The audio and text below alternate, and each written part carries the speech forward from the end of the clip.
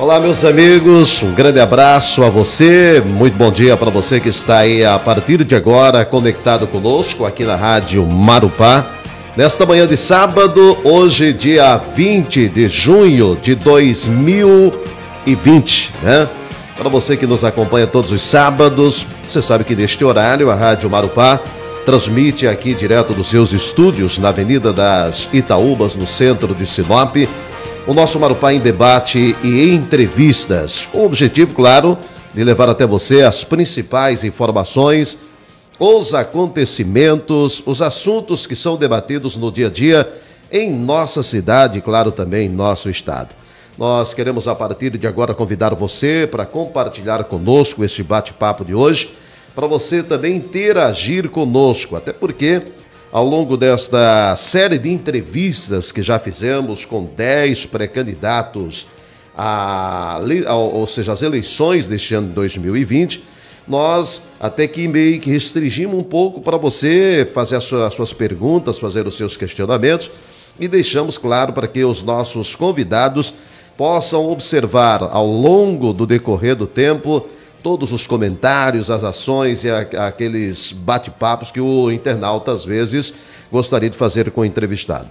Sábado sempre é um dia especial e hoje, evidentemente, nós estaremos falando um pouco diferente daquilo que nós já falamos até hoje em nosso Marupá em Debate e Entrevistas. Hoje nós estaremos conversando com a advogada Silvia Riba. Vamos falar um pouco das eleições 2020, principalmente relacionada aí às mudanças, os acontecimentos, ou seja, as perspectivas de eleições, que ainda é uma grande dúvida, né, para alguns, mas para quem é bom entendedor sabe que nós teremos as eleições municipais em 2020, só se acontecer algo realmente de estrondoso, algo que não esteja sequer nos pensamentos daqueles que fazem parte do processo. Mas nós sabemos que, diante das leis, diante dos acontecimentos, é obrigatório que sejam realizadas as eleições a cada 4 anos. É claro, pode haver mudanças de data ou mudança de dia, isso pode ser possível. Agora, fazer com que haja um prolongamento em termos de mandato do Executivo Municipal ou do Legislativo, isso é praticamente impossível. Mas é um assunto que nós estaremos também abordando aqui dentro do nosso Marupá em Debate. Você pode mandar suas perguntas, suas mensagens através do nosso WhatsApp, que é o 999322519.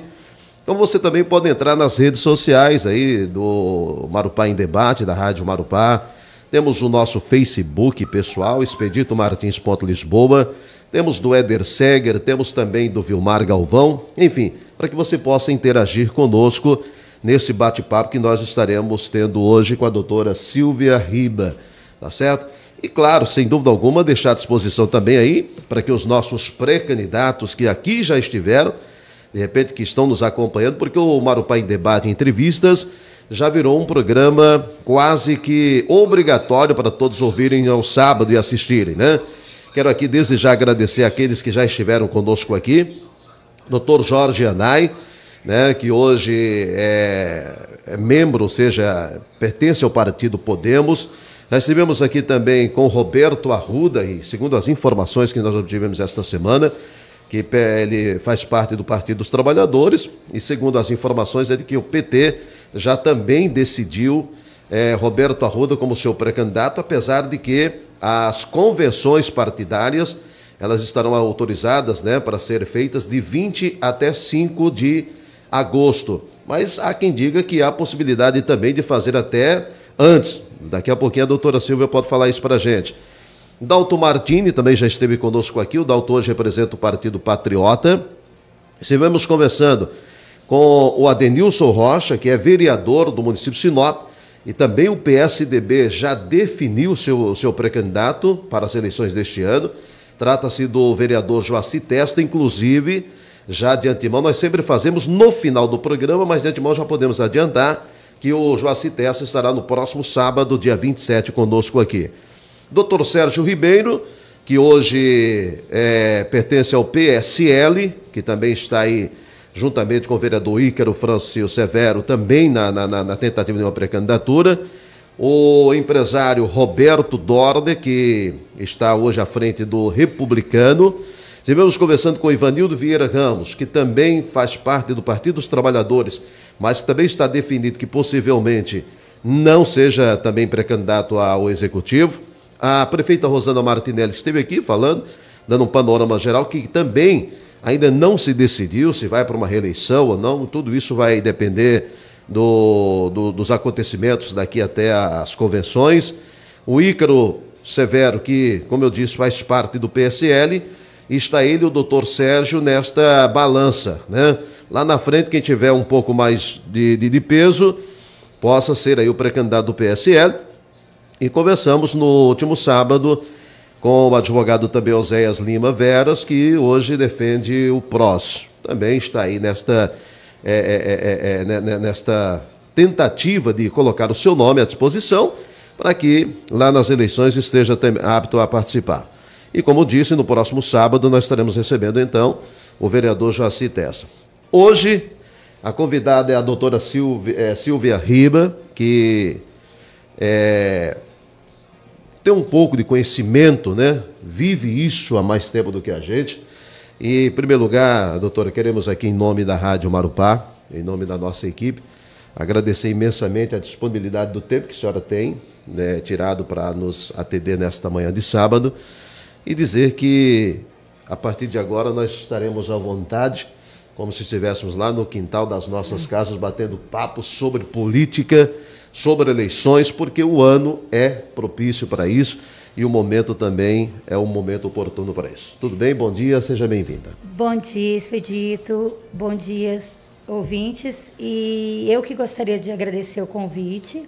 Me sinto muito honrada por estar aqui, para poder compartilhar um pouquinho do meu conhecimento, que hoje em dia muita gente tem muito conhecimento, porque a internet está aí para ajudar o pessoal a ter conhecimento. Mas as eleições 2020 vão ser umas eleições atípicas, né? Já estão sendo atípicas por conta da pandemia, e discute-se muito prorrogação de mandato, o que eu creio que não vai ser possível, que não vai acontecer. Eu entendo que tem uma inconstitucionalidade ali, porque as eleições elas são previstas na Constituição Federal, e o voto direto, secreto, universal e periódico é cláusula pétrea.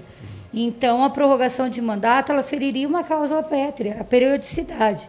Então, o próprio TSE, o próprio Congresso, descarta essa extensão de mandato. Por quê? Porque nós temos a soberania popular, o voto é do povo, né? Então, você elegeu o candidato para ele ficar 4 anos. Então, não para ele ficar 6. E uma unificação de eleições traria um gasto enorme, um sobrecarregamento da justiça eleitoral, e a justiça eleitoral não estaria preparada para o número de candidatos que teria. Nós teríamos, e o próprio eleitor ele teria que escolher 7 cargos.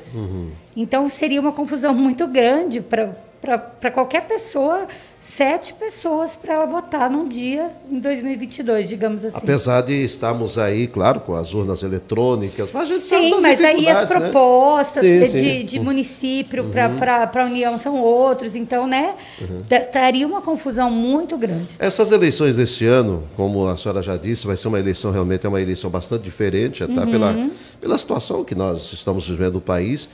Né, eu acredito que deva ter pego todo mundo surpresa, porque assim, as eleições para as entidades que realizam, no caso o TSE, os TREs, sabem que é mais ou menos como se fosse o Carnaval do Rio de Janeiro. Você termina uma eleição, você já começa os trabalhos preparativos para outra eleição, né? Só que essa diferente, quer dizer, já estava tudo já encaminhado, tudo pronto, todo mundo sabia como seriam as eleições em 2020.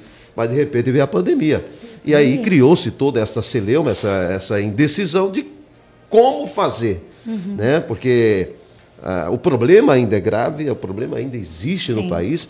Então, requer todo um estudo, toda uma análise criteriosa por parte de quem é responsável pelas eleições para chegar lá no momento que é necessário fazer as eleições, também não tem nenhum tipo de problema, né, doutora? Exato. Inclusive, o TSE ele criou um grupo de trabalho onde participam vários cientistas, pessoas políticas, médicos, para analisar o impacto da pandemia sobre as eleições.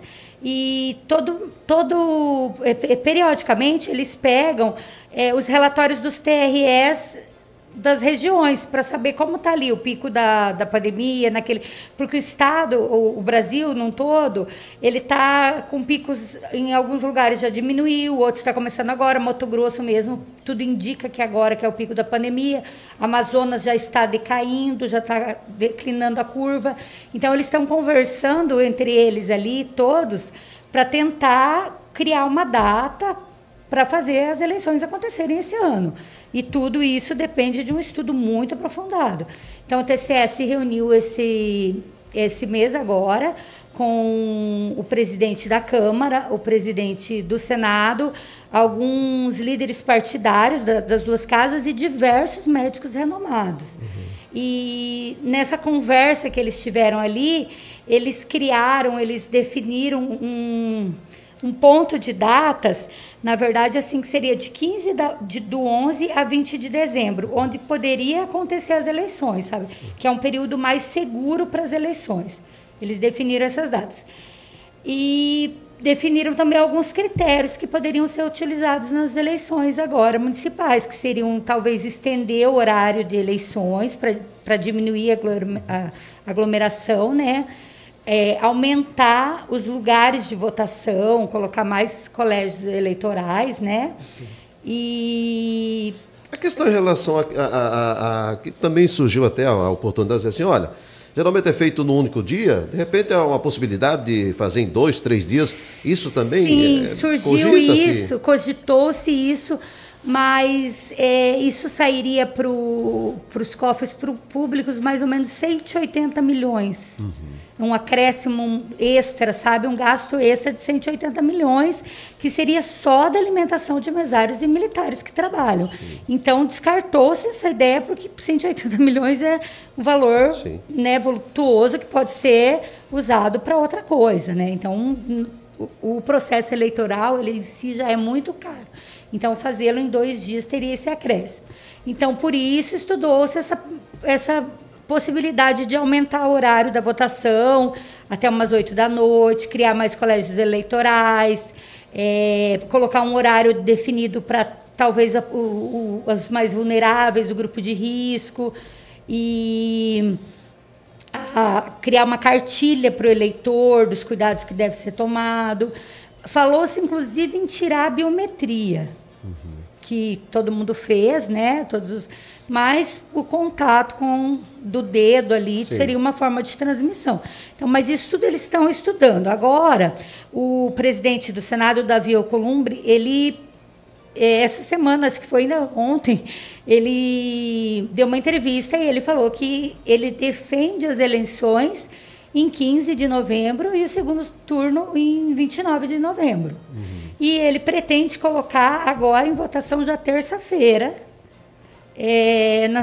nos 2 turnos, e na quarta-feira já enviar para a Câmara, para ser tudo muito rápido. Eles precisam definir esse mês a data das eleições para a Justiça poder se preparar, para todos os TREs poderem se preparar. Tá certo. Olha, eu ia pegar agora o bom dia do nosso amigo Vilmar Galvão, mas um pequeno deslize, um pequeno acidente, mas que dentro de mais alguns instantes, até porque o Vilmar fica ali na central de informações, né, ou seja, na central técnica, e convidei para que viesse bater um papo com a gente hoje também, para que ele pudesse interagir junto com a gente. Daqui a pouquinho nós estaremos pegando o bom dia do Vilmar Galvão. Doutora, em relação à questão do segundo turno, eu ouvi qualquer coisa e depois eu falei assim, olha, lá na frente eu vou procurar saber. Eleições para prefeito, já havia segundo turno ou começa a partir dessas eleições? Não, já havia, já né? Havia, né? Já havia. Nós em Sinop não temos. É porque para que o eleitor tenha para haver um segundo turno, tem que ter acima de uma quantidade de eleitores, né? Então, aí nós em Sinop nós não temos. Expedito, uma novidade agora que a Justiça Eleitoral trouxe por conta da pandemia a respeito das convenções partidárias. Exatamente. Elas podem ser efetuadas por meio virtual. Eu conversando com o Vilmar, nós falávamos questão de... o Vilmar estava me passando de 20 a 5. Isso, 20 de julho a 5. Aí eu ouvi qualquer coisa de alguém me falar assim, olha, tem partidos que vão antecipar as convenções. Há essa possibilidade de uma antecipação? Por exemplo, de repente o partido A quer realizar suas convenções a partir do dia 5 de junho ou não? Não, né? É data, o calendário eleitoral, ele ainda não teve nenhuma alteração, então os prazos permanecem. Até houve comentários de que se abriria nova janela partidária, de que poderia se regularizar os títulos, mas não. O calendário eleitoral vai permanecer o mesmo, até então. A exceção das eleições, da data da eleição, que vai ser mudada através de uma PEC, que na verdade nem é o TSE que muda, né? E que não está autorizado ainda, não, gente. Não está. Tem nada Eles vão definido. votar semana que vem. Pretendem votar. Se vão votar, a gente ainda não sabe, porque pode acontecer N motivos, né? Há discussões, uns concordam, outros não. É um debate político, né? Então, agora, essa questão das convenções virtuais, isso já está autorizado? Os partidos já podem se planejar para fazer esse caso? Foi definido que o partido pode escolher a sua plataforma tecnológica que ele vai usar nas convenções. Só que o TSE, do mesmo modo, criou um grupo de trabalho, mandou um ofício para os 33 partidos, que hoje nós temos 33 partidos registrados no TSE, mandou um ofício para que em 10 dias... Isso a nível de Brasil, né? Isso, a nível de Brasil. Que eles mandem as sugestões para contribuir para chegar num consenso de como serão essas convenções virtuais, mas tem todo um problema, porque ele tem um procedimento de fazer ata, assinar ata, os filiados. Como que você vai assinar ata virtualmente? Então, você vai exigir uma assinatura digital para todo filiado? Não tem como. Então, os partidos vão sugerir e provavelmente vai sair uma resolução que vai dar um norte, vai falar os critérios, como que vai ser feito, né? Mas é de 20 de julho a 5 de agosto, a data não mudou. Eu achei estranho, né? Quando as pessoas me comentaram, falaram, olha, fulano de tal quer que o partido dele já antecipe. Eu falei, gente, mas até onde nós sabemos, né? Existem datas determinadas pelo TSE. Não seria fácil. Bom, gente, sabe por que eu quero realizar dia 1º de junho? Porque dia 20 eu não vou estar aí, vou estar no Pantanal, então nós vamos realizar. Não, é preciso que sigam também as normas que são determinadas aí pelo TSE. E um dado importante que a doutora traz, para você que às vezes fica aí se perguntando, mas será que são 33 partidos, né? Não é 34, porque o partido Aliança pelo Brasil não conseguiu regularizar a sua situação, tá?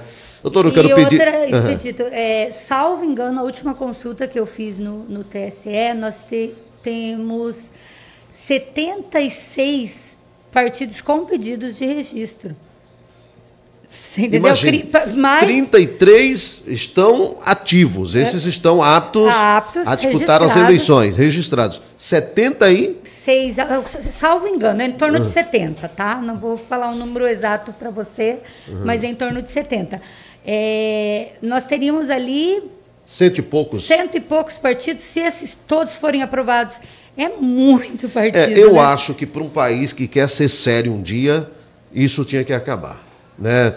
Isso tinha que ser eliminado por vez. Espera lá. Primeiro, que a gente sabe que o objetivo maior destes partidos, aliás, de alguns partidos, mesmo sabendo da sua impotencialidade, não tem condições de ir para uma disputa, é nada mais, nada menos do que as negociatas que a gente tem visto acontecer no dia a dia. Doutor, eu quero pedir licença para a senhora, porque eu vou pegar o bom dia do meu amigo, Vilmar Galvão, que agora já está aqui conosco, né? E também vai entrar na roda, entrar neste bate-papo aqui, dentro do nosso Marupá em Debate. Tudo bem, Vilmar? Bom dia. Seja bem-vindo pela vez primeira aqui no nosso Marupá em Debate e Entrevistas, nesta manhã de sábado, né? Para quem não conhecia ou para quem conhece algo estranho, não, é o Vilmar mesmo. Tudo bem, Vilmar? Bom dia. Bom dia, Expedito. Bom dia, doutora Silvia, o nosso companheiro Éder, que sempre está aqui com a gente, lógico. Primeiramente, Expedito, eu quero agradecer a presença da doutora Silvia por ter atendido o nosso convite. E como o assunto é eleições 2020, nós então pretendemos estar debatendo esses assuntos, doutora. E sempre tem uma dúvida, sempre tem um questionamento por um candidato, por um eleitor, enfim, sobre as eleições 2020. E como nós abrimos o trabalho dessa série de entrevista com pré-candidatos, a gente sempre teve uma grande preocupação, inclusive, com conversar com esses pré-candidatos, para que não fosse dado a eles ou não estivesse a eles complicações com relação ao que eles estariam falando aqui. Porque eu entendo, já estou até falando dessa forma, de que a partir do momento que você diz que você é pré-candidato, você já tem que ter um cuidado muito grande com relação a não vir depois, futuramente, a ter problema. Eu já vou entrar num assunto direto na nossa conversa, que foi o caso da Selma Arruda. Muita gente ainda não sabe por que a Selma Arruda ela foi cassada. Por quê? Como que ela foi cassada? Né? E o assunto está direcionado, está voltado à questão da pré-campanha. Sim. Então, eu gostaria de que você abordasse aos nossos, principalmente, pré-candidatos, aos eleitores, principalmente, o que pode e o que não pode numa pré-campanha a partir do momento que esse candidato se coloca como pré-candidato. Então, pré-campanha, pré-candidato. Por que a gente usa esse termo? Porque eles são aptos a concorrer ao pleito, né? Eles têm todos os requisitos, cumprem os requisitos. No entanto, ainda não passaram pela convenção, onde os seus nomes vão ser votados e aprovados e a sua candidatura lançada, né? A candidatura oficial, a campanha oficial vai estar aprovada. A pré-campanha é muito relativo você falar o que pode e o que não pode. O caso da vereadora, eu não posso discutir muito o caso concreto até, mas assim, o problema dela foi a pré-campanha com abuso de poder econômico. Ela gastou muito na pré-campanha. Na campanha, você tem um limite de gastos. Então, a pré-campanha subentende-se também que você teria um limite de gastos. E um gasto praticamente mínimo. Algumas coisas podem ser feitas, tipo reuniões, treinamentos, tudo às custas do partido, as despesas do partido. Agora, o pré-candidato, ele não pode sair aí gastando dinheiro à torta e à direito, mandando fazer 5.000 adesivos para veículo, entendeu? Então, esse foi o caso da Selma. Foi como se fosse um caixa 2, que ela gastou muito dinheiro numa pré-campanha, né? E infelizmente, ou felizmente, perdeu quem votou nela, quem achou, né, que seria uma boa candidata, mas ou ela foi mal orientada, ou achou que talvez a justiça não estivesse tão atenta, mas a justiça eleitoral está muito atenta, principalmente com a pré-campanha. A pré-campanha, o candidato, ele pode falar que ele é pré-candidato, ele pode exaltar as qualidades pessoais dele. Quem já está no poder pode continuar publicando seus debates legislativos. Não pode ter menção expressa de voto, não pode chegar aqui e falar, olha, eu sou pré-candidato, vota em mim. Não pode. E não pode se dizer candidato, porque não é candidato ainda, só após as convenções. E pode, hoje, até como falei no início, que as eleições seriam atípicas, né? E vão ser totalmente virtuais, eu acho. Nós teremos um material gráfico praticamente zero, porque com a pandemia, o distanciamento social, você acaba utilizando as redes sociais para fazer a campanha. O santinho, eu acho que hoje vai ser imagens de WhatsApp, né? Aquelas mídias que a gente recebe por WhatsApp. Então, eles podem fazer blogs pessoais, podem continuar postando na internet, normalmente, sem pedir voto. Pode, inclusive, impulsionar a publicação. que é aquela publicação desde que seja Mas paga... Mas isso é uma pré-campanha, doutora? Desde que seja paga para o provedor. Porque o gasto, e não pode, mas também tem outra coisa, tudo muito... a Justiça Eleitoral analisa muito, porque eu vou impulsionar quantas publicações? Então, você tem que guardar a nota fiscal de tudo que você paga, porque você vai impulsionar todas as suas publicações. Você faz 100 publicações por dia e vai impulsionar todas elas. Então, daí seria um abuso de poder econômico, né? Exato. Agora, na campanha, limitando ao teto de campanha, você pode. Inclusive, entendeu-se que os buscadores de palavras-chave, tipo Google, você pode, ele se enquadra como impulsionamento. A Justiça Eleitoral, doutora, lógico que é uma pergunta mais direcionada ao Poder Judiciário Eleitoral, mas como advogada, alguma coisa nesse sentido é possível sim você responder o nosso. Não existe um instrumento, uma ferramenta de arrecadação nessa pré-campanha autorizada pela Justiça Eleitoral? A vaquinha, é a crowdfunding que fala. Tá, mas enquanto autorizada ele está como pré-candidato? Eu estou fazendo esse questionamento. Você faz uma vaquinha virtual. Você é pré-candidato, você cria sua vaquinha virtual. Mas eu posso gastar isso antes? Não. Isso que alguns que estão nos acompanhando, prestem atenção, porque veja bem, de repente tem essa possibilidade, mas isso não significa que lá na frente você não tem que fazer uma prestação de contas em relação a isso. Isso aí, né? Ele entra como dinheiro da campanha. Por exemplo, vamos nos colocar aqui, o Expedito, eu vou me colocar como um pré-candidato. E de repente eu saio hoje, eu estou colocado como um pré-candidato, mas não está definido ainda, mas eu saio hoje distribuindo aqui a camisa do Expedito Martins no programa Marupá em Debate. Tem mais jeito. Né? Mais cedo ou mais tarde, eu sou um candidato... ou seja, confirmado. Alguém pode solicitar junto à Justiça Eleitoral aquele ensaio de brindes, ensaio de presentes que eu saí dando ao longo daquele tempo até se tornar pré-candidato. Até porque as doações agora, em época de pandemia, digamos assim, elas não são proibidas, né? A Justiça Eleitoral foi muito sagaz em excetuar esse tipo de coisa. Mas isso é uma coisa que a gente pode conversar depois. Sim. Continuando sobre a pré-campanha. A vaquinha, que nem me foi perguntada, é a vaquinha eleitoral. No próprio site do TSE tem as empresas que são credenciadas junto ao TSE, onde eles acompanham para fazer a arrecadação. Porque hoje a arrecadação, os gastos de campanha, o candidato pode doar para ele mesmo, financiar a campanha dele mesmo própria, só 10% do total. Aqui em Sinop, eu creio que foi mais ou menos 800 mil ano passado, 2016, né? Isso, 2016. Então, esse valor vai ser atualizado pelo IPCA, então ele pode só doar 10% do valor. Ele tem o fundo partidário, que geralmente para as cidades de interior não vem, né? Nada desse dinheiro do fundo. E ele pode pegar doações de pessoas físicas, pessoas jurídicas não podem mais doar. Então, essa vaquinha, ela foi criada o quê? Ela nada mais é do que a doação de pessoas físicas. Porque quando você vai doar ali, eu doei lá para determinado candidato R$1.000. Suponhamos, aquilo lá vai ficar reservado lá, numa conta.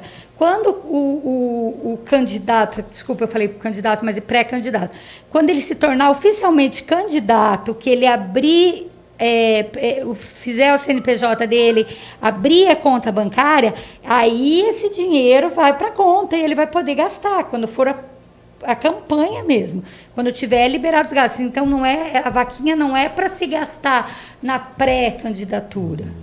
Entendeu? A pré-candidatura é para ser uma candidatura de gastos mínimos. E corre o risco, por exemplo, de chegar lá no momento da confirmação, para lá, você teve essa vaquinha, mas foi você não saiu candidato. E não saiu candidato. E aí? O dinheiro vai ser devolvido. E corre o risco também, doutora, por exemplo?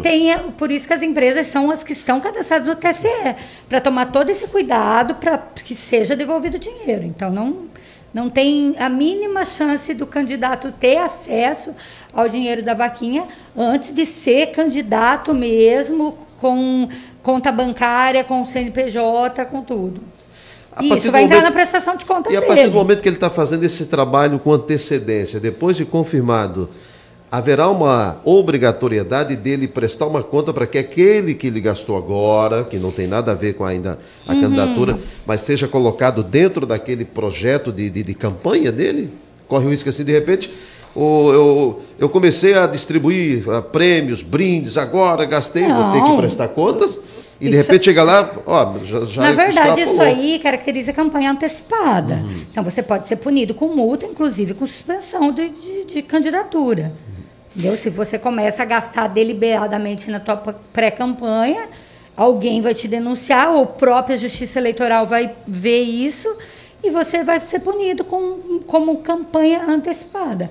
Dependendo da infração, é uma multa de 5 mil até 25 mil reais, ou o valor da publicidade, se for maior que isso, vamos supor que você contratou uma empresa de televisão, não pode. É totalmente vedado. Mas você vai responder por aquilo. Digamos você pode, inclusive, nem sair mais candidato. Exatamente. Digamos que agora eu decidi, juntamente com a Rádio Marupá, nós estamos com o programa Marupá em Debate, eu quero colocar 10 outdoors na cidade dizendo, falando a respeito do programa Marupá em Debate. E lá na frente, de repente, aproveitando deste momento que nós estamos tendo aqui com o debate, para divulgar a rádio, para divulgar o programa, para divulgar isso, para divulgar aquilo, lá na frente pode alguém entender, configurar que como esse trabalho que eu estou fazendo agora é um trabalho de pré-campanha? Então, se você usar isso como empresário, né? Porque a gente sabe que nós temos candidatos que são empresários, né? Sim. O outdoor é proibido para campanha. Você não pode colocar um outdoor de campanha. Tanto é que nas eleições do Bolsonaro, a própria população colocou e a Justiça pediu para que se fosse retirado. Não teve interferência dele. Mas se a Justiça entender que você fez isso com fins eleitoreiros, você vai ser punido. Isso vai tudo depender de uma análise de provas, entendeu? Agora, eu pegar, ir lá e colocar um outdoor seu, digamos, sem você nem saber. Como que a Justiça vai te punir, né? Se você nem sabia, você ficou sabendo depois, foi lá e mandou tirar, mesmo assim teve uma representação. Entendeu? Às vezes porque você não pode também, o candidato não pode ser responsabilizado por todos os atos dos eleitores ou dos simpatizantes, né? Porque uma hora a pessoa faz uma coisa para ajudar e acaba prejudicando. Então tem que ter um nexo de causalidade ali. O candidato tem que estar ciente de que aquela pessoa está fazendo aquilo para pegar voto para ela. Tem que ter um sentido eleitoreiro.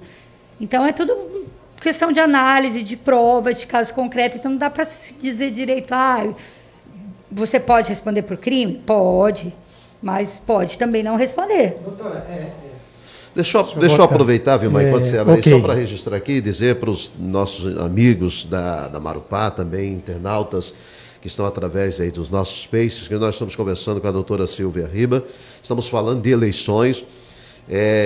Eu estou colocando para você o mais simples, eu estou fazendo perguntas aqui que os mais entendidos estão chamando eu de burro, mas é que eu estou querendo dizer para você o mais simples possível de que realmente preste atenção no que você está fazendo. E eu vou aproveitar e registrar aqui algumas pessoas que estão conosco rapidamente, até de repente se a doutora quiser tomar uma água, né? Valdinéia Boaventura, que está em Sorriso, acompanhando a gente. O Cícero Júnior está dizendo bom dia. O Marcos Silva está dizendo bom dia. Precisamos das eleições este ano, mas só que mais do que nunca, né, precisamos mudar os rumos do executivo. Acredito eu que dos executivos a nível nacional. A Marina Ripple também está acompanhando a gente. O Eduardo Marques Chagas. O Adair Alves Borges, bom dia. O Cícero está dizendo, é importante todos os pré-candidatos estar atentos às datas, né? Questão de datas. Segundo turno acima de 200 mil, que ele está informando, que nós falávamos aqui em relação à questão de por quê, né?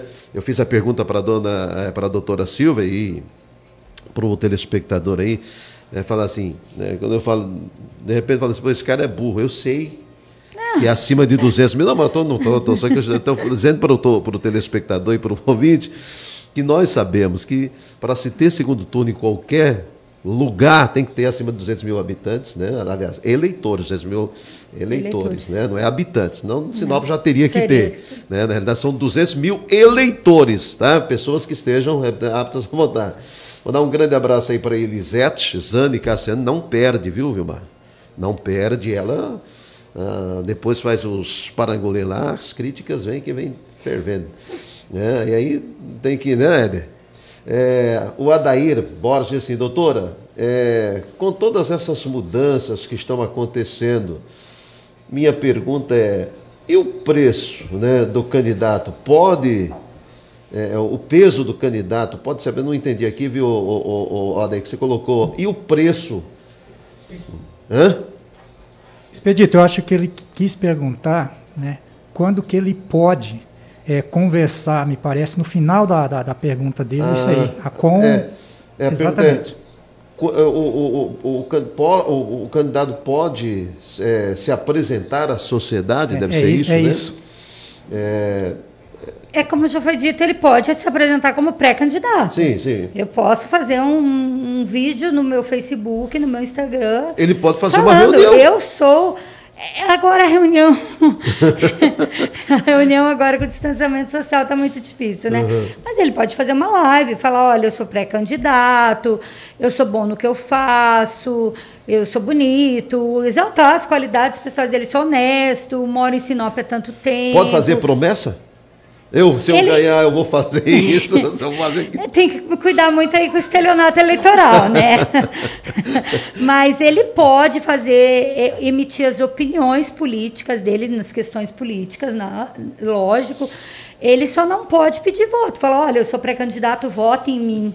Ou o meu número é tal. Ele não sabe de nada disso ainda, porque não teve a convenção. Então, ele vai ter a confirmação, em que pese, muitos já... mas foi o caso que aconteceu aqui, que você entrevistou de um partido e acabou saindo o outro, né? Exatamente. Confirmando o outro como pré. Mas aí eles vão para a convenção, vai ser votado, e pode ser que a pessoa não seja votada, não seja escolhida.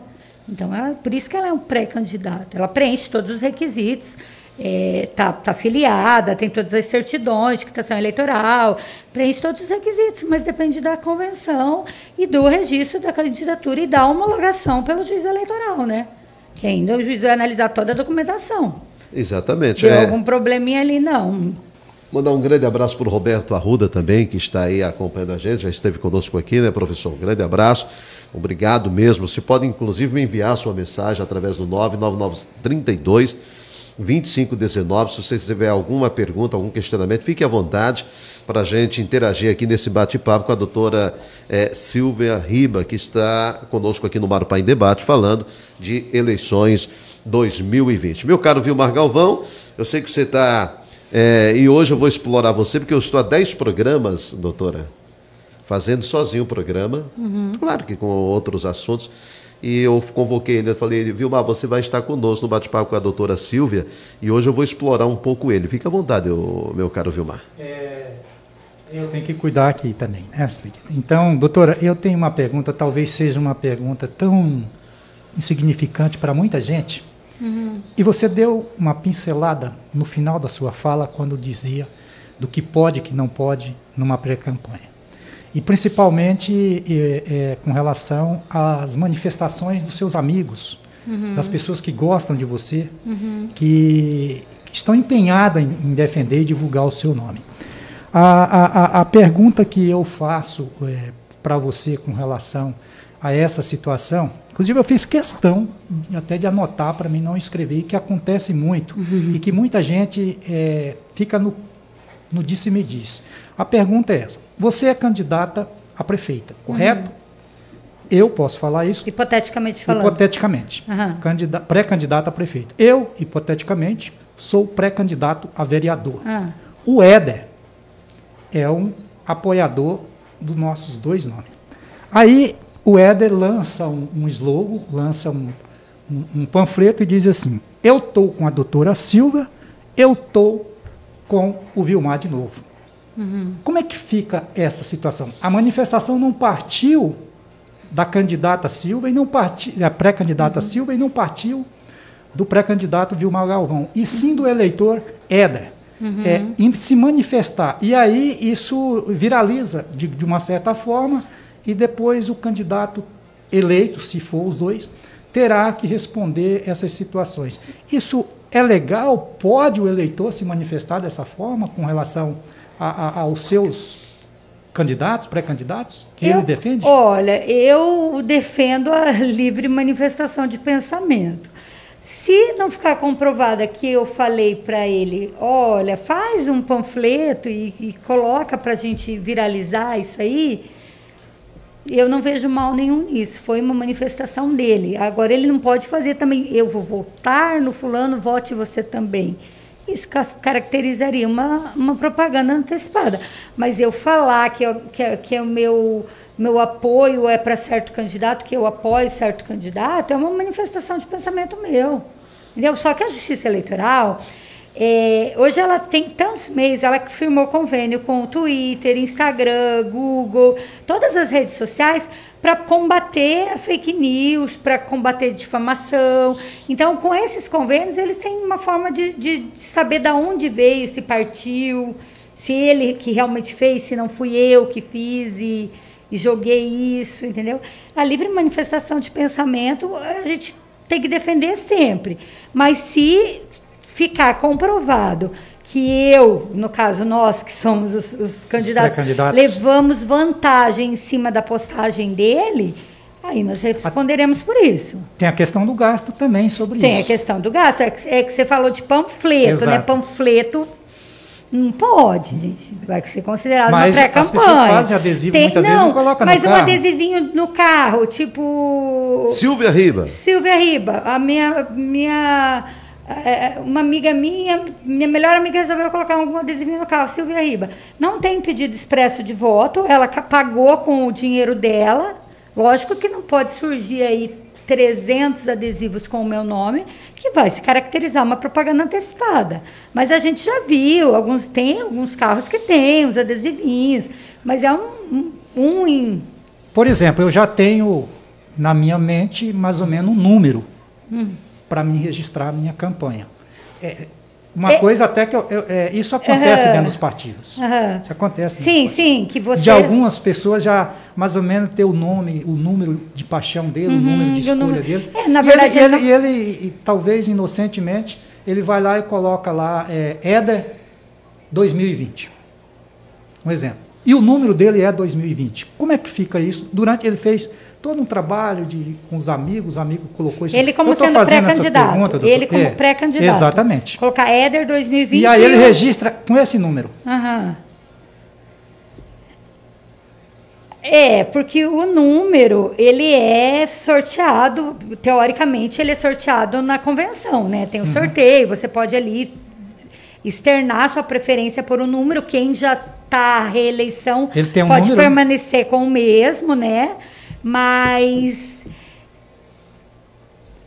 isso que é uma questão que tem que ser muito analisada, com meio de provas, para quantos ele fez, colocou para ele, Éder 2020, ele mesmo no carro dele. Eu não vejo mal nisso, ele não está pedindo voto, ele não está expressamente falando candidato Éder 2020. E até porque na pré-campanha, a campanha intrapartidária, ali, ela pode ser feita, né, para escolha aqui. Aqui a gente não tem muito isso, mas nas cidades grandes, maiores, nos grandes centros, a gente tem uma campanha intrapartidária entre os filiados do partido, os que vão participar da convenção. Por exemplo, eu e você somos pré-candidatos a um determinado partido. E a gente vai para votação. Eu posso fazer campanha com ele que é filiado, falar, olha, na convenção vote em mim, né? Eu posso mandar um folderzinho para ele via WhatsApp pedindo o apoio dele na convenção, entendeu? Mas é intrapartidária. Isso ali não pode viralizar para as outras pessoas, para não caracterizar campanha antecipada, né? Então seria sim. Mas eu não vejo mal, mas tem que tudo analisar um contexto, né, da situação. Eu tô aqui... Porque você, de repente, está aí com 1.500 carros adesivados Éder 2020. E o número dele é 2000. Alguma coisa tem, né? Agora, se é às vezes a pessoa até faz de brincadeira, às vezes, sim, né, e colocam adesivo. Eu quero registrar aqui a presença, assistindo e acompanhando a gente, o Daniel Coutinho, que diz parabéns aí pela explanação da doutora Silvia, que mostra estar realmente preparada para essas eleições. A Elisete está mandando um abraço para a senhora, tá? Outro abraço. E o Daniel traz aqui um questionamento que cabe, evidentemente, preste atenção. Ele diz assim, olha, tem pré-candidatos já fazendo campanha extemporânea, dando cesta básica para o povo, fazendo live para arrecadar, ou até mesmo pedindo na internet. Isso não é proibido, doutora? Então, a Justiça Eleitoral, ela foi muito sagaz em prever uma exceção nas doações em período de calamidade pública, né, em período de emergência, que é o que a gente está ouvindo hoje, vivendo hoje. Então, não se pode dizer que é proibido doar. Você pode doar as coisas até por uma questão de humanidade, né? Álcool gel, cestas básicas que estão vindo, fazer uma live para arrecadar esses alimentos. Contudo, alguns requisitos devem ser cumpridos. Inclusive, o Ministério Público Eleitoral do Mato Grosso, ele previu que a pandemia poderia ser usada com fins eleitoreiros, não com o fim de ajudar o próximo, com o fim de empatia, de solidariedade, mas com fins eleitoreiros. Então, eles criaram uma recomendação onde eles elencam alguns requisitos para fazer essas doações. Sim. Então, tem que ter uma prestação de contas, você não pode, tem que ter um planejamento para onde vão ser direcionadas essas cestas básicas ou essas doações. Se ficar comprovado que foi feito essa doação com fins de angariar votos, a pessoa vai ser punida. Se não, foi com as melhores das intenções. O que eu quero crer que seja, né? Uhum. Quem está fazendo isso, eu acho que está fazendo não com intenção de votos. Mas nós temos até o TRE o Ministério Público Eleitoral do Rio Grande do Norte, nós temos um precedente a respeito disso. Sim. Ele multou uma candidata como pré-campanha porque ela distribuiu um vidrinho de álcool, um sabão e um panfleto com as instruções para não disseminar o Covid. E o Ministério Público Eleitoral entendeu que era pré-campanha e multou ela em R$5.000. Ela recorreu, o tribunal entendeu que realmente foi pré-campanha. Então, eu acho que ali, naquele panfleto, ela estava pedindo voto, ou ela colocou o nome dela, nome de legenda. Você não pode se autopromover com isso, né? Então... o Adair Alves, inclusive, aqui já mandou a resposta, agradecendo pela resposta, o esclarecimento dado a ele. Uhum. O Ronei Lima, bom dia. Olha, importante tema sendo tratado, parabéns ao Benedito. Deixa eu te perguntar, qual Benedito você está se referindo? Hein, Ronei? Qual Benedito? Depois eu mando um alô para o Benedito, mas você quis dizer Expedito, né? Aí ele, e também parabenizando também o Vilmar Galvão, o Ronei, que é um grande amigo da gente, está lá na capital Cuiabá, né, acompanhando o nosso presidente da FETIEMIT, né? Presidente da FETIEMIT, que é a Federação dos Trabalhadores do Estado de Mato Grosso, está lá acompanhando a gente. Ronei, grande abraço para você, sabe que é brincadeira, né? E ele pergunta aqui, doutora, porque como a gente abordou lá no início, as eleições deste ano elas serão atípicas pelo fato da pandemia, mas também tem as mudanças, né? Uhum. Há algumas resoluções que foram apresentadas para algumas alterações. Ele pergunta aqui em relação às coligações. Como se darão as coligações para essas eleições de 2020? Uma das mudanças significativas é que esse ano nós não teremos mais a coligação para candidatura proporcional. Uhum. Só para majoritária permanece e pode fazer as coligações. Agora, proporcional, cada partido vai lançar os seus candidatos. E lembrando que se Vamos dar um exemplo aqui, como as candidaturas femininas fictícias, que foi um tema muito abordado, teve muitos processos a respeito disso na eleição municipal passada. Deixa eu aproveitar, fazer uma pergunta para a senhora. E aí a senhora, mas não vamos fugir da questão, viu, Ronei, das coligações, porque se comenta muito, as pessoas falam muito, olha, todos os partidos são obrigatórios a colocar 30% do sexo feminino. E até para que as pessoas entendam, eu gostaria que depois a senhora respondesse após na sequência dessa questão das coligações. Esses 30% é obrigatório feminino ou esses 30% é sexo oposto? Ou seja, o partido pode ter entre 10 candidatos, 7 mulheres e 3 homens, ou é necessário que tenha 7 homens e obrigatoriamente 3 mulheres? Não. A obrigatoriedade é que tenha candidatura feminina. Até porque esse exemplo seu é bem atípico, né? Porque as mulheres não são muito atuantes na política, né? A política ainda é muito machista, não estou falando de uma maneira geral, lógico, né? Isso não quer dizer, só para completar, que se o partido apresentar 10 mulheres, não seja registrada a chapa? Não. Pois é. Então, é isso que às vezes as pessoas... É que, na verdade, é para incentivar a mulher na política, né? Agora... São medidas para valorização da mulher, né? Que hoje Ou seja, obrigatoriamente, os partidos têm que numa chapa com 10 candidatos, 30% seja do sexo feminino. Sim, isso. Mas não tem a obrigatoriedade que numa chapa com 10 mulheres seja obrigado a ter 3 homens. Não é isso? Não. Então é isso que as pessoas precisam entender. Até porque entender. eu não sei se ainda tem aquele Partido da Mulher, e na época, quando eles lançaram candidatos, foi muito homem, sabe? Tinha a cota feminina, mas por ser um Partido da Mulher, ele virou crítica, que o Partido da Mulher era para ser 100% feminino, digamos assim. Mas voltando à relação das coligações. As coligações agora, nas eleições proporcionais, elas não acontecem mais, né? Não existe mais essa coligação.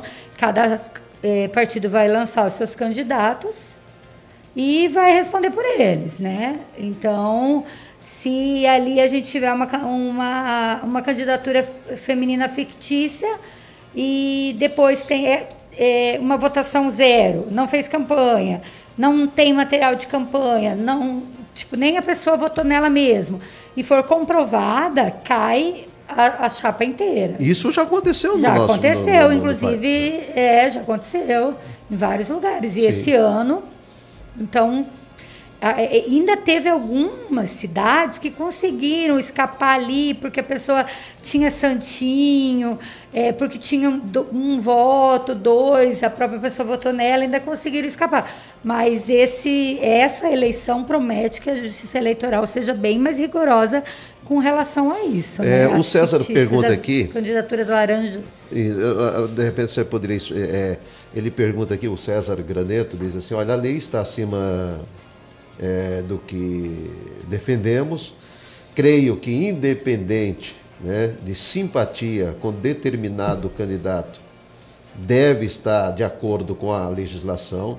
Aí depende como serão distribuídas as vagas não preenchidas pelo coeficiente inteiro das chapas, né, nas chapas proporcionais. E o que mudou em relação às coligações proporcionais de 2016? Até acho que foi o que a gente falou agora, que não vai ter mais a coligação, né? E a questão do preenchimento de vagas, a gente teria que fazer um cálculo, pegar todos os candidatos, partido por partido, é uma coisa mais ampla para se falar assim. Corre aquele risco, Vilmar e doutora, nessas eleições, porque a grande preocupação de alguns candidatos, de quem vai para a disputa, é que ele fez 1.200, o outro fez 600 e ele ficou de fora com os 1.200. Agora não tem mais a coligação, então não vai mais acontecer isso aí, né? Só o voto de legenda, no caso, né? Né? Mas antes você puxava, fazia acordos, coligações e puxava um candidato inexpressivo de votos e ele entrava, deixava de fora um que teve uma expressividade bem grande de votos e entrava um com uma inexpressividade, né? Ou por seja, conta das coligações. Exatamente. Então, o que se busca é isso, que o povo escolha o seu candidato. Então, por que você ficou de fora se você teve 5.000 votos e eu entrei que tive 1.000 votos? O povo queria você, a maioria, né? Exatamente. Então, por isso acabou-se com as proporcionais. Aí vem a questão do voto de legenda, para que as pessoas entendam, né? Por exemplo, cada partido, né, cada coligação, e aí a doutora Silvia estava falando a respeito, porque a necessidade de fazer-se todo uma somatória. Por exemplo, cada coligação, a cada X tantos de voto, elege um vereador. Né? Então, por exemplo... Vai depender do caso concreto. A gente não tem dados para fazer por isso. exemplo, é necessário saber de quantos, vamos dizer assim, quantos votos legítimos bons foram depositados. Né? E, na verdade, a gente não sabe nem quantos candidatos o partido vai lançar ainda, exatamente, né? Exatamente. Aí, como que funciona? Vamos dizer que nós teremos aí um X... Então, o TSE ele faz a conta seguinte. Nesse município foi votado X número de votos. Então, cada coligação, a cada 2.000, 3.000 votos, tem um vereador no legislativo. Né? Isso vai funcionar dessa forma, o que era realmente inadmissível, e isso era assunto de muita discussão ao longo das eleições, era exatamente isso. Espera lá, o cara fez um trabalho, fez toda uma campanha, juntou sua equipe, conseguiu lá 3.000 votos. E, de repente, alguém que foi puxado por um outro partido levou lá para ser vereador com 1.100 votos, com 700 votos e assim por diante. E a população não entende isso. Então, isso já é algumas mudanças que têm realmente uma importância nas eleições, né? E, na verdade, assim, a gente tem eleições municipais desde do período colonial, desde 1532, quando São Vicente foi elevado à vila. E de lá para cá, a legislação veio sofrendo várias mutações que foram para atender a realidade, né, o anseio da população. E essa é mais uma delas. Todo ano a gente tem resoluções que mudam para enquadrar. É o caso da internet. Até então não se tinha específico o que podia, o que não podia na internet. Lembrei agora de uma coisa muito importante que eu falei sobre os impulsionamentos. Não pode impulsionamento negativo, tá? Não pode impulsionar negativamente para falar mal do outro candidato, para fazer, né, uma crítica destrutiva contra o outro candidato. E também tem as fake news, agora que vai ser nós temos uma CPI de fake news, né? Por isso mesmo que o TSE firmou esse convênio com essas redes de redes sociais, digamos, né? Google, Instagram, WhatsApp, Twitter. Tem mais algumas que eu não sei, que eu não faço parte, mas ele firmou um convênio com quase todas as redes sociais para combater as fake news, para combater a desinformação. Então, a pessoa vai responder por crime, vai ter N sanções para quem fizer isso, principalmente se a pessoa for candidato ou se ficar comprovado que ela era ligada ao candidato. Entendeu? Porque não é assim. E eu acho que esse ano ele vai ser um ano de uma campanha muito limpa, muito ecológica. Não vai ter aquela poluição visual de placas em casa. Eu quero crer que seja assim. E, consequentemente, você tem um gasto menor de campanha, né? De valores. Outra mudança que teve também, que é significativa, é com questão a contadores e advogados. Eles não entram mais no teto de gasto de campanha. Vai ser feita uma prestação de contas, lógico, mas eles não entram mais no teto de gastos. Por quê? Porque às vezes você é um candidato e você tem 20 processos lá. Então, você vai pagar um advogado para te defender em 20 processos. Então, suponhamos que ele cobre 3 mil por processo, né? Hipoteticamente falando, ele te cobre 3 mil por processo, aí já dá 60 mil. Aí, se você coloca no cômputo do gasto, te diminui muito o teu gasto de campanha. Então, o advogado não vai entrar, lógico que você não vai poder declarar 1 milhão de advogado, mas você não tem nenhum processo, né? É uma coisa que a justiça toda vai analisar, porque se você declara que pagou 1 milhão de reais para um advogado e você não tem nenhum processo, você não teve problema nenhum, por que esse gasto? Mas né? de que forma esses profissionais serão ressarcidos, serão pagos? Serão pagos, eles não entram no gasto, eles podem ser pagos com o fundo partidário, entendeu? E o contador também. Gente, agora são 10 horas mais 7 minutos, 10 e 7, você está com o Marupá em Debate, neste sábado, dia 20 de junho de 2020, e nós estamos conversando hoje com a doutora Silvia Riba. Estamos falando de eleições 2020, de algumas coisas que realmente mudaram, né? Os pré-candidatos que aí estão. A gente está sempre chamando a atenção de todos, porque às vezes a empolgação se anima, acha que a coisa realmente está tudo fácil, tudo liberado, e não é. É necessário que você tenha uma série de cuidados. As convenções estão determinadas a acontecerem a partir do dia 20 de julho do mês que vem, até o dia 5 de agosto, né? Com a possibilidade de serem realizadas virtuais, isso vai depender do partido. E é claro, né? Quando se fala virtual, muita gente fala assim, meu Deus do céu, presencial já tem um monte de problema, imagine virtual.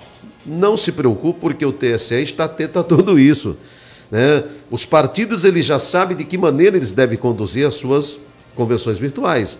E eles sabem todos os critérios, riscos e obrigatoriedade que tem para fazer a coisa de maneira legal.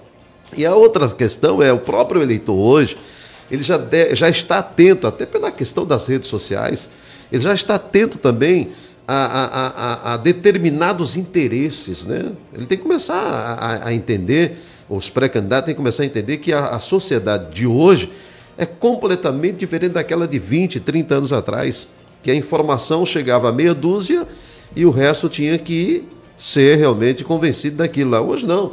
Então todo mundo já sabe quem está com interesse eleitoral, quem está com interesse nisso, interesse naquilo. Então você tem que ficar atento para tudo isso, tá? Mandar um grande abraço aí para o Nadiro, abraço também para o Marcos Cassiano também, o Marco Aurélio, que está aí acompanhando a gente, né? E você pode enviar, claro, sua pergunta, seu questionamento, a doutora está aqui para te responder, para falar a respeito desse assunto relacionado a campanhas e principalmente as eleições deste ano. Meu caro Vilmar Galvão, vamos seguir o bate-papo, mais uma vez, 999-32-2519, agradecer os amigos que estão no Face conosco aqui também, aliás, no Face não, no WhatsApp, né? Grande abraço aí pro Bruno, que está acompanhando a gente.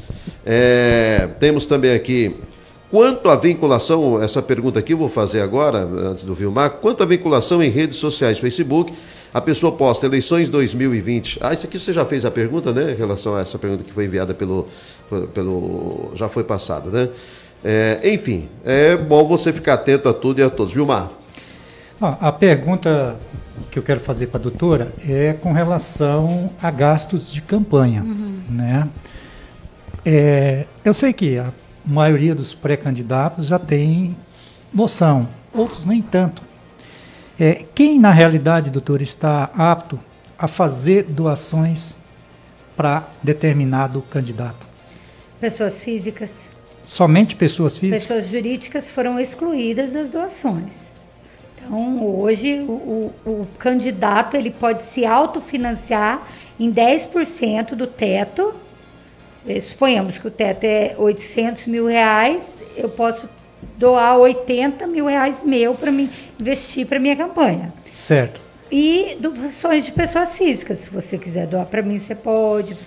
Só que a gente tem que observar a declaração de rendimentos do ano anterior. Então, não adianta você querer me doar R$30 mil, digamos assim, a tua declaração do ano anterior de renda foi de 5 mil. Então, essa pergunta até eu ia refazer, você já respondeu, porque o que acontece? Não, a Justiça Eleitoral está muito atenta, inclusive quanto ao autofinanciamento, porque se eu declaro lá na Justiça Eleitoral que o meu patrimônio hoje é de 10, 15 mil reais e eu invisto 80 na minha campanha, suponhamos, mas como? Você investiu mais do que você tem? De que forma? Mas né? Com relação ao doador, eu faço doação de campanha para o Expedito Martins. Então, eu não observei a questão de gasto e resolvi lá doar o que eu nem ganhei no ano. Essa situação, como é que ela fica? A responsabilidade de tudo isso é do candidato desde o candidato, de quem doou? Desde quem doou, porque aí vai se configurar uma fraude, né? Então, quando houver a análise da prestação de contas depois, aí provavelmente você vai responder um processo, vai ser chamado ele, tem as sanções de multa. Isso da cassação? Analisando o caso concreto, pode dar cassação, sim. Abuso de poder econômico, né? Porque eu vejo assim, aí já entra num questionamento. Se não houver uma punição severa, é provável que isso possa acontecer. Alguém arrisca, não arrisca? Não, isso aí já teve alguns casos disso, da pessoa doar mais do que ela declarou. Exato. Não saber, entendeu? Porque às vezes você errado, é crime, lógico, mas você só nega. Mas no mundo você não declara o teu patrimônio. Às vezes você tem aquele dinheiro, mas você não declarou. Mas no mundo de tanta informação ainda tem gente que faz isso? Que não declara? Não, que declara valores sem observar o quanto que ele pode. Que doa valores Exato. sem observar. É que, na verdade, assim, é falta de assessoria. Entendeu? Às vezes você acha o candidato hoje, ele precisa de 3 pessoas. Um advogado, um contador e um especialista em redes sociais. Eu acho que hoje é o que ele precisa, são pessoas essenciais na vida dele. E quem vai observar isso aqui vai ser o contador. A hora que você vai falar, olha, eu recebi a doação do Expedito no valor de 30 mil reais. Você, vamos dar uma olhadinha na declaração dele do ano passado? Olha, ele não pode te doar 30 mil. Você entendeu? É isso que você... alguns cuidados. Às vezes o próprio candidato, ele acha, não, eu não preciso de ajuda de ninguém, eu vou fazer tudo. E ele acaba se comprometendo ali, entendeu? Ele poderia ter esses 30 mil, porque estaria dentro do teto, mas o Expedito não poderia estar doando para ele. Entendeu? Pelo fato da declaração. Da declaração, entendeu? Porque aí fica aquela coisa, mas como assim? Então, usou o CPF do Expedito para receber uma doação, ou tirou do próprio bolso e falou que ganhou do Expedito. Então, cria toda essa série de dúvidas. Ou também aquela história, né, doutora? Por exemplo, você tem 30 mil e fala pro Éder, olha, Éder, leva esses 30 conto aqui, vai que você declara e ajuda o Expedito. Você quer me ajudar através do Éder. Né? Também você, aí vai em cima da declaração do Éder. O que quer se coibir é essa corrupção enraizada, essa fraude enraizada. Porque muitas vezes, eu até acho que o ponto que você quer chegar é esse. Eu tenho dinheiro, tenho poder aquisitivo, eu sou candidata, mas eu só posso doar 80 mil para minha campanha. E eu não tenho doadores, porque hoje... Agora você pense, pessoas físicas que vão doar hoje, numa crise dessa. Então, eu quero autofinanciar minha campanha. Mas é isso que eu estou perguntando. A pessoa física que faz a doação para você enquanto candidata. Sim. Essa é a minha preocupação. Ela pode doar, mas ela tem que observar a declaração dela. Ela não pode doar mais do que ela declarou no ano anterior, porque ela está doando dinheiro da onde? Então, às vezes, é usado isso aí, como eu dou esse dinheiro e uso você como vocês, né? Aconteceu já isso. Do candidato dar o dinheiro, Expedito, eu preciso aqui investir mais 30 na minha campanha. Só que eu já extrapolei o meu, então eu vou usar teu nome aqui. Não, beleza, você é meu amigo. E aí, isso aí é corrupção, é fraude. E então, essa pessoa não tem o teto, né? E não tem o teto? Não, o teto. Tem um valor. O teto até teria. Ultrapassou. Mas ultrapassou o dele, a renda dele. Você sabe que vou citar aqui um exemplo, claro, a campanha de 2000 não sei se foi 2008, não, 2012, alguma coisa. Uma campanha aí. Alguém me chamou um dia, chegou assim e falou, Expedito, preciso falar com você. Você poderia, assina para mim aqui esse recibo, no valor na época era R$500. R$500. Assina esse recibo aqui, eu falei, mas Não estou pegando o vale. Não, é para nós só inteirar o valor da campanha de tal, fulano, tal. Sabe o que eu fiz, Vilmar? Rasguei o recibo. Eu rasguei o recibo, eu não assinei. Ué, como é que eu vou assinar um recibo no valor que eu não recebi, que eu não sei para onde vai, só para fazer com que... Então, eu simplesmente falei, olha, infelizmente você vai me desculpar. E a senhora, eu estou falando isso porque é verdade, a pessoa, se estiver nos assistindo, ela vai saber que eu peguei o recibo e falei, não, primeiro que eu não autorizei você fazer recibo do meu nome, e uma que eu não estou doando nada para ninguém. Mas isso né? acontece, então sabe? É isso que procura se evitar, né? E a justiça está muito atenta a isso. Outra pergunta que eu quero fazer dentro disso aí. É possível se fazer uma campanha sem gastar nada? Olha, atualmente, hoje, é possível? É uma pergunta muito... Eu creio que seria possível fazer uma campanha sem gastar nada. Mas como, doutora? Mas como que é possível? Rede social. Tá, mas eu preciso me locomover. Mas se eu tenho um carro, eu preciso colocar gasolina, eu preciso andar nele. Eu vou ficar no isolamento? Não. Eu estou questionando sem entender, para o internauta entender. Não, porque entendo. Tem determinadas situações, e principalmente prestações de conta, e um monte de coisas que a gente vê na eleição, principalmente com relação a esse abuso de poder econômico. Dentro dessa linha que eu estou perguntando, que eu perguntei se é possível, eu faço a pergunta, é possível?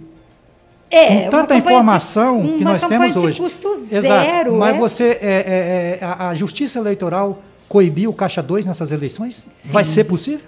Coibiu o Caixa 2? O Caixa 2 é terminante. Sim, mas tem como fiscalizar isso? Tem. A Justiça Eleitoral está emparelhada com vários órgãos, desde a Receita Federal. Nós citamos a questão de valores que a pessoa vai doar. Sim, quem você pode acha que doar, eles descobrem que o expedito doou 30 mil, mas a declaração dele não bate com isso?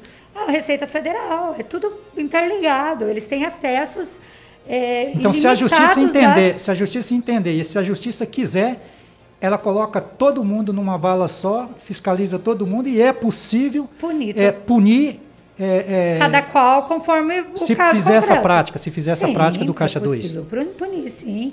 Nós temos muitas prestações de contas que são rejeitadas, entra-se com processo, tem N situações. Prestações de contas dá muito problema.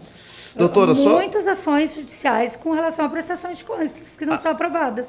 Ainda em relação à questão das vinculações em redes sociais, principalmente Facebook, né? A pessoa posta lá, eleições 2020, vamos juntos. Porém, a pessoa não será candidato. Ela poderá sofrer alguma sanção judicial? Mas ela posta só ela como... Ela postou lá. Eu fui lá na minha rede social aqui e coloquei lá, eleições 2020. Na verdade, vamos juntos. No meu Instagram, quando eu vou fazer uma postagem de alguma notícia, alguma inovação que saiu no TSE, eu coloco uma hashtag eleições 2020. Mas é para demonstrar que aquele tema ali é sobre as eleições 2020. Então, não vejo, se ela não é pré-candidata, se ela não cita nome de ninguém... Não vejo porquê, né? Até os pré-candidatos, eles têm grupos de WhatsApp dos apoiadores deles ali, onde o pessoal externa a sua simpatia pelo pré-candidato. Vamos supor, se é pré-candidato, eu estou no seu grupo, porque eu sou um apoiador, eu gosto do teu trabalho, acho você uma pessoa bacana, e eu posso externar, estamos juntos aí, expedito. E isso eu não vejo mal nisso. O problema é o alcance que isso tome. Se eu fizer uma artezinha e mandar no nosso grupinho ali de apoiadores, é alguma coisa. Agora, começar a replicar, porque hoje a internet alcança rápido milhares de pessoas. Então, aí acaba sendo, né, uma campanha antecipada, se tornando uma campanha antecipada. Mas enquanto eu estou externando o meu apoio a você, eu não vejo mal nisso nenhum. Muito se cogita, doutora, para a gente, a senhora já disse isso lá no início, mas seria interessante a gente até deixar claro para os telespectadores e amigos internautas que estão acompanhando a gente. Eleições 2020 acontecem em 2020, né? Acontece em 2020. O tribunal, o Congresso não pretende unificar as eleições. Em que pese algumas pessoas serem favoráveis, mas o Congresso e o TSE não pretendem unificar. Porque, que nem eu falei para vocês, são sete cargos que vão ser votados, um sobrecarregamento da Justiça Eleitoral, com análise de todas as candidaturas, com todos os processos, porque daí tem representação, tem mandado de ação de impugnação judicial eleitoral, e tudo isso vai sobrecarregar o TRE. Você imagina de todos os cargos. Né? Então é muito complicado. Existe possibilidade. E é inconstitucional. Eu entendo como inconstitucional, porque é uma cláusula pétrea. O principal ponto está na inconstitucionalidade. A periodicidade. Exatamente. Porque agora, para alterar as eleições, vai ter que ser feita uma PEC, né? Que as eleições também estão previstas na Constituição, como o primeiro domingo de outubro e o último domingo de outubro, o segundo turno. Então, para alterar essa data, vai ser feita uma PEC que vai ser votado no Senado, que é o que eu comentei antes, que o Davi Alcolumbre pretende colocar já na terça-feira. Esperamos que coloque na terça, mesmo que seja votado na terça, nas duas votações que necessitam, e na quarta já seja mandado para o Senado.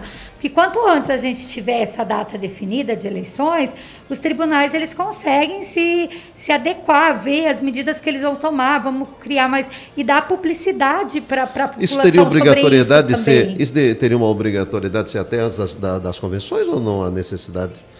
Seria interessante que estivesse antes das convenções. O prazo que eles definiram até 30 de junho já está tudo isso definido.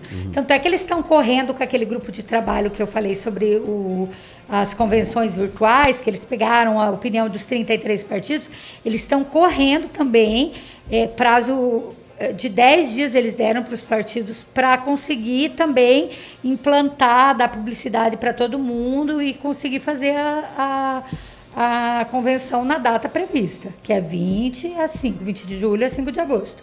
O calendário eleitoral ele permanece inalterado, até que se altere a eleição, até que se tenha uma PEC aprovada, né? Aprovada e publicada no Diário Oficial ainda. Doutora, cogita-se muitas vezes os pré-candidatos, aqueles que têm intenções, têm alguma série de problemas junto à Justiça Eleitoral, de uma forma, não sabe-se como, eles conseguem ir para uma campanha, e de repente de uma pós-campanha, de uma pós-eleição, apresenta-se vários problemas, esses candidatos assumem e ficam com recursos e terminam mandatos. O que a Justiça Eleitoral entende? Por que não fazer uma varredura antes do processo ser realizado? Eu não entendi direito a sua pergunta, mas é assim, a gente tem várias instâncias, né, e vários tipos de recursos. Seria antes de assumir o mandato, é isso que eu estou perguntando? Exatamente, por exemplo, o candidato ele encontra um meio, ele já vem de uma série de problemas, mas ele encontra um meio de disputar uma eleição, ele ganha a eleição, ele continua com os problemas e a justiça não consegue impedir que, mesmo com esses problemas, ele acaba assumindo o cargo e fica por um período, chega até terminar o mandato sabendo a população e a justiça que ele tem problemas pendentes. Que na verdade, enquanto não houver o trânsito em julgado, né, da sentença e que não houver mais recurso nenhum, ele tem esse direito. Ele não foi condenado ainda. Então é a mesma coisa. O juiz aqui fala que o juiz eleitoral aqui fala que você não pode ser candidato porque você cometeu um ilícito ali atrás na campanha passada, digamos assim. Você vai recorrer para o tribunal. O tribunal fala que você não pode ser candidato, ou fala que você pode ser candidato porque o teu ilícito, na verdade, não era ilícito. O Ministério Público Eleitoral entra, recorre para o tribunal. Então, até que passa todas essas instâncias, vai desaguar no TSE.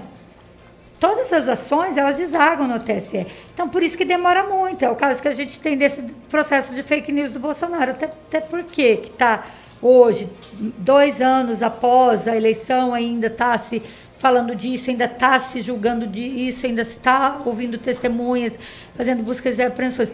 Porque todos os processos, eles vão desaguar no TSE, da mesma forma o TRE. Todos os processos do município desaguam no TRE. Então fica um número tão grande de processos, e a Justiça Eleitoral, ela tem que ter muita cautela, porque ela está mexendo ali com a soberania popular. Então, se você ganhou a eleição, é porque o povo quis que você ganhasse, ele escolheu você. Então, ele não pode olhar por cima os teus malfeitos ou né, supostamente malfeitos e julgar de uma forma que depois fala, putz, não era bem isso, estava errado, né?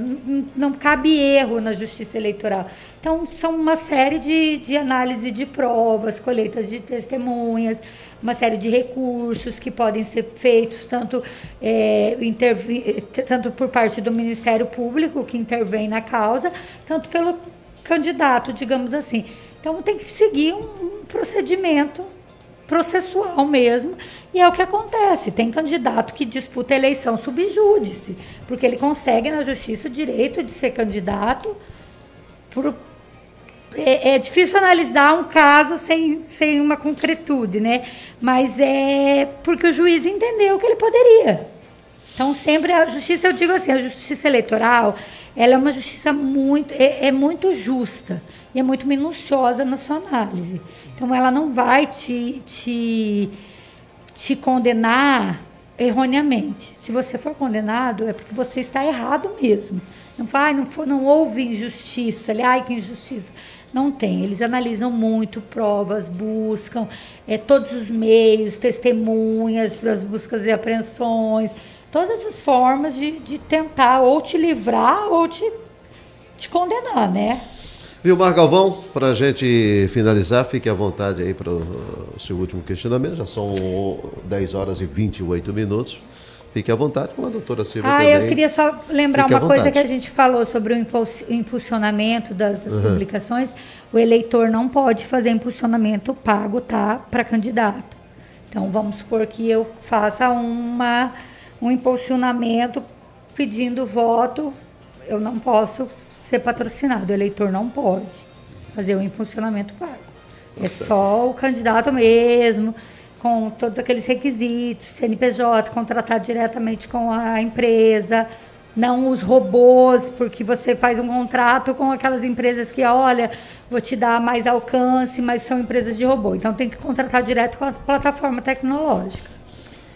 Olha, Expedito, eu estou satisfeito com as explicações da doutora. E às vezes eu me coloco na condição do eleitor, e só da pessoa simples mesmo, o que a compreensão talvez não esteja no grau, digamos, de um magistrado, do entendimento da lei. Então, a pergunta do Expedito ela é muito interessante, porque quem entende um mínimo, um pouco de direito, sabe muito bem de que o que é jogado para a população, para a sociedade, não é o que é verdade, né? Quando você fala e quando o Expedito pergunta sobre essa situação, por que não fazer um filtro, já decidir essas coisas antes que a pessoa assume? Porque exatamente existe o direito de defesa de cada um. Ampla defesa, né? Então, muitas vezes eu sou questionado, muitas vezes eu questiono as pessoas sobre, gente, enquanto isso em razão disso que criou-se a lei da ficha limpa, sim. em cobrança da população, porque antes você não tinha isso, podia concorrer. Então, eu só digo o seguinte, sempre para finalizar a minha participação, de que é preciso que a sociedade participe mais do processo de construção das eleições, que participe mais, que procure entender. E nós sabemos de que um dos fatores que as pessoas não conseguem é a leitura, né? Você manda um texto, você manda uma informação, e isso é interessante na internet, nas redes sociais, e eu pratico muito isso. Estou até colocando um segredo meu aqui. Eu publico algo que é de inteira relevância para a sociedade. Aí eu vou lá e olho quantas pessoas curtiu. E aí eu publico algo que é meio banalizado, coisa meia... Aquilo ali dá o dobro, o triplo da CURSE. Mas você sabe que tem um estudo, eu não sei se é canadense, sobre isso, que as notícias negativas, elas repercutem mais do que as positivas. Sim. Tipo, a disseminação delas, eles fizeram um estudo, é muito interessante, a disseminação do negativo, parece que, não sei se é inerente do ser humano achar que é legal compartilhar o negativo e não o positivo, né? Menos positivo, e tem um estudo que fala realmente isso aí. Então, isso é visível, né? Há um interesse para essa situação, porque nós estamos vivendo um momento de eleição.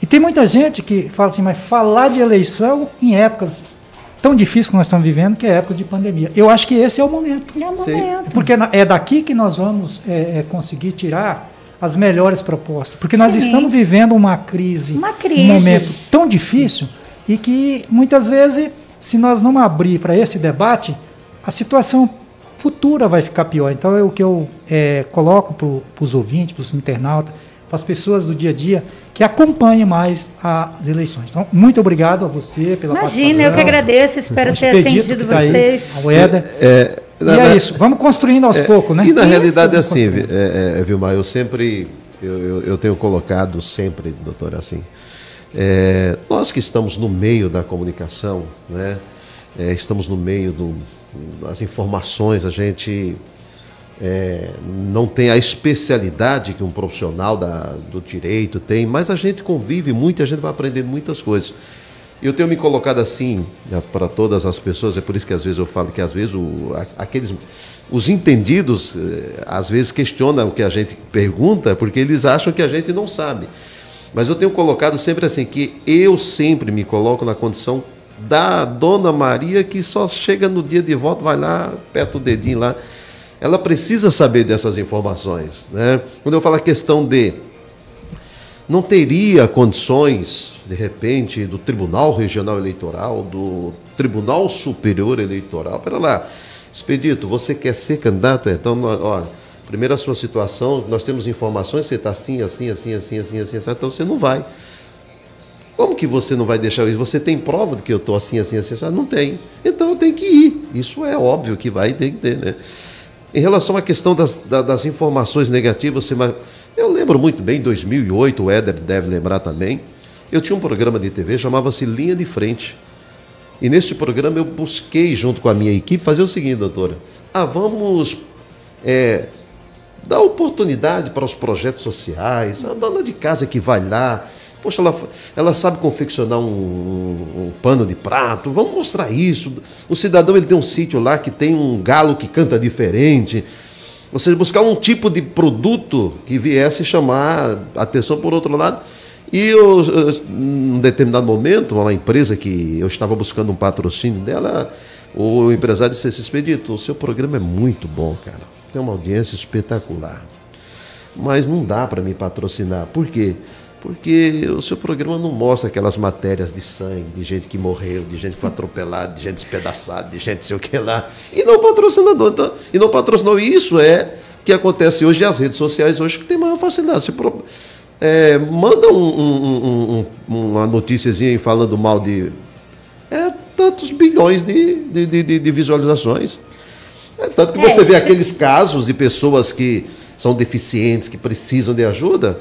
É a mínima coisa de compartilhamento. De superação, caso de superação. Exatamente. Notícias positivas não, que não, te não estimulam, vai. Exatamente. Estimulantes, o pessoal, o povo parece que está para negatividade, exatamente. Né? Está faltando um pouco de... Enfim, gente, resumindo, você que está nos acompanhando, os internautas e profissionais aí dos fakes e dos Face, dos Instagram, cuidado, hein? Você acha que está tudo muito fácil, que vai ser tudo muito... Cuidado, porque realmente, mais cedo ou mais tarde, você pode estar envolvido numa situação que você nem sabia que entrou. Então, muito cuidado. Doutora, nós estamos chegando ao final, temos que agradecer e muito, né? Como eu disse, esperamos que realmente o internauta e os ouvintes tenham realmente captado a mensagem que a senhora passou. Vamos torcer para que as coisas transcorram tudo dentro de uma normalidade, que as nossas eleições possam ocorrer dentro de uma tranquilidade, que eu acredito que vai acontecer, e dizer que nós estamos inteiramente à disposição. Eu sei que a senhora vai fazer parte do processo, vai estar, até porque tem os conhecimentos, sabe de como trabalhar isso, né? E estamos sempre à disposição, a Rádio Marupá, que é uma rádio web. Nós estamos com esse produto que é Marupá Entrevistas em Debates, né? Estamos sendo bastante cobrados pela questão do esporte, mas não somos culpados, porque não está tendo esporte, não tem jeito, né? Mas o objetivo da rádio é realmente abrir espaço para que a sociedade, para que as pessoas possam ter um pouco mais de conhecimento, de informações que possam lhe ajudar no dia a dia. E eu acredito que a população entendeu e a sua participação aqui realmente é uma importância muito grande para nós. Imagina, eu que agradeço o convite, eu espero ter conseguido sanar algumas dúvidas de vocês. Já quero deixar bem claro que advogado também não sabe de tudo, assim como o juiz também não sabe de tudo. Então, não é só você ou a população, não é questão de ignorância, é questão de que são muitas regras, muitas coisas, mudam todo dia, então não é errado se dizer que não entende ou que não sabe das coisas. É questão de, às vezes, até soberba achar que você sabe tudo. Exatamente. Né? Mas eu agradeço muito o convite, sua disposição, e fico feliz de estar aqui realmente mesmo, conhecendo vocês e participando desse debate, e me coloco à disposição para qualquer outra coisa. Gente, estamos chegando ao final do nosso Marupá em Debate. Mais uma vez gratos, né? Toda a nossa equipe, a você internauta, a você que está aí desde as 9 horas acompanhando a gente, compartilhando. O programa fica à sua disposição aí nas redes sociais, tanto no site da Rádio Marupá, quanto no Face, quanto nos Faces, tanto meu, do Éder, do Vilmar, enfim, para você analisar, ouvir, acompanhar, assistir e tirar suas dúvidas, tá? No próximo sábado, como eu já disse, estaremos entrevistando o vereador e até então colocado como pré-candidato do partido do PSDB, o Joaci Testa, aqui dentro da nossa programação do Marupá em Debate em Entrevistas. Quero desejar a você um ótimo final de semana, pedir, né, para que você tome todos os cuidados necessários que são exigidos hoje pelas nossas autoridades. Não brinque com coisa séria. Nós estamos passando por um momento crítico de pandemia, né? O nosso momento atual não é dos melhores. Então, estamos tendo aí os decretos, toque de recolher. Ontem à noite eu fiquei até umas 11 horas lá no saguão da casa, né? E aquilo parecia que eu estava num sítio, assim, eu ouvi até os cantados dos passarinhos que dormiram tarde ontem. E gostoso, sem barulho de moto, sem barulho de carro, aquele um silêncio espetacular. Isso demonstra que a sociedade está atendendo aquilo que é exigido, né, pelo decreto. E nós não devemos se basear em decreto, nós temos que se basear em os nossos conceitos, a nossa consciência. Né? A gente às vezes acha que não vai acontecer com a gente, só acontece com o vizinho. Como nós estávamos aqui, nós que eu digo, porque a gente tem que se colocar, eu particularmente não, mas imaginávamos que ia ficar só em São Paulo, Rio de Janeiro, Manaus, Fortaleza, Bahia, e não viria para cá. E hoje nós estamos passando por esse momento. Então, álcool em gel, máscara, distanciamento, né? Sem aglomeração, aquele negócio de festinha para lá, festinha para cá. Espera um pouco, vai dar tudo certo. E eu tenho certeza que passaremos por essa sem maiores danos, tá? Então que todos fiquem com Deus, porque com Ele eu estou sempre. Um bom final de semana a todos. Segunda-feira, 7 da manhã, estaremos com a Rádio Mais AM de Sinop em conexão com a Rádio Marupá e o programa Cidade em Movimento, tá certo? Grande abraço, bom final de semana e até sábado com mais um Marupá em Debate, entrevistas aqui na sua Rádio Marupá. Tchau.